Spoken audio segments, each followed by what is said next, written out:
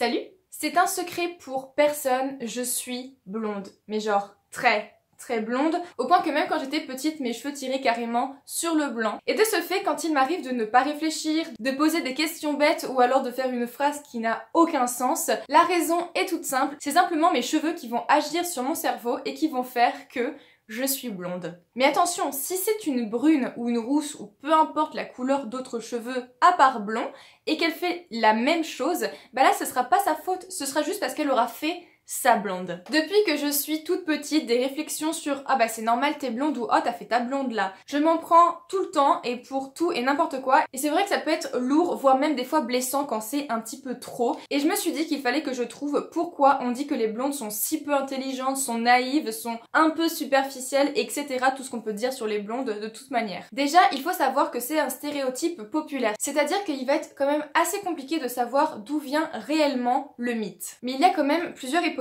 La première, c'est que le blond symbolise les enfants. C'est vrai qu'il est pas rare de voir des enfants qui ont les cheveux relativement clairs et que les cheveux se foncent et que la blondeur disparaisse totalement. Et donc, par extension, le blond représenterait la naïveté et le manque de réflexion. Mais dans ce cas, pourquoi ce mythe est réservé que aux femmes et non aux femmes et aux hommes si ce serait vraiment à partir des enfants qu'il aurait été créé? En effet, on pense que ça remonte de beaucoup plus loin, notamment de l'Antiquité romaine. Les femmes, à cette époque-là, se teignaient déjà les cheveux en blond avec des mélanges faits à base de vinaigre pour essayer de s'éclaircir les cheveux et de devenir blondes. Parce qu'à l'époque, les Romains avaient un énorme empire et donc ils avaient des esclaves qui étaient d'origine germanique avec des femmes qui étaient très blondes. Et apparemment ça plaisait beaucoup aux hommes. Du coup les femmes les jalousaient et voulaient leur ressembler. Et c'est de cette époque qu'un poète qui s'appelle Propercée avait déjà fait des poèmes qui sous-entendaient que les femmes qui voulaient devenir blondes et qui arrivaient à le devenir n'avaient pas grand chose dans la tête. Mais c'est surtout au XXe siècle que le mythe s'est accéléré, s'est accentué pour arriver aujourd'hui jusqu'à nous, avec notamment un livre qui s'appelle Les hommes préfèrent les blondes, où le personnage est notamment une fille relativement idiote. Et cette image de la blonde pas très intelligente est devenue encore plus populaire quand le livre a été adapté en film. C'est d'ailleurs Marilyn Monroe qui a interprété le personnage. Et à cette époque-là, ce n'est pas le seul personnage de ce genre qui est sorti, avec comme actrice Judy Holliday, Betty Hunton, etc., etc. La dernière hypothèse sur la création de ce mythe est en soi simple, parce que c'est bien connu, on ne peut pas être beau et intelligent. Mais ça, que ce soit pour une femme ou pour un homme, regardez tous les films, les séries, les BD, etc.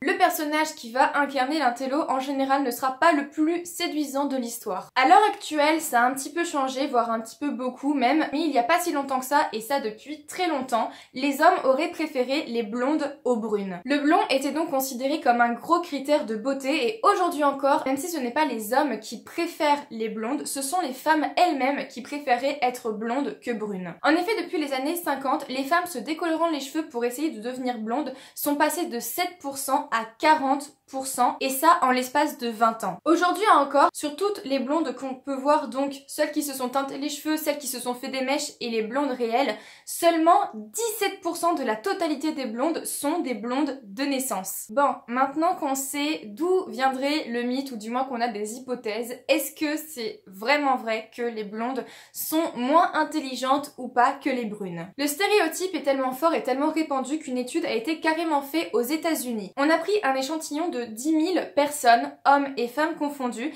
et on leur a fait passer le test de l'armée pour rentrer au Pentagone. C'est un test qui notamment va calculer le QI des personnes.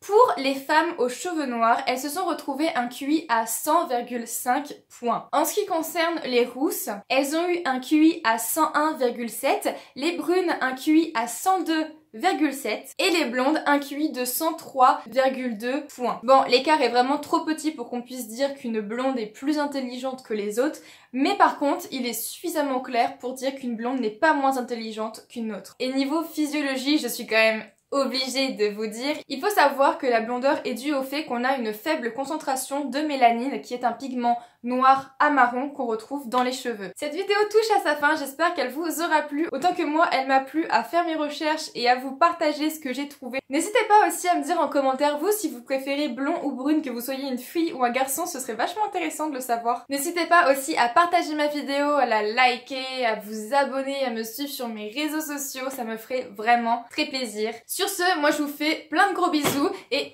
Non mais Soline, pourquoi t'as mis de l'insecticide dans mes chaussures? Bah, pour pas que t'aies des fourmis dans les pieds, peut-être. Non mais t'es sérieuse?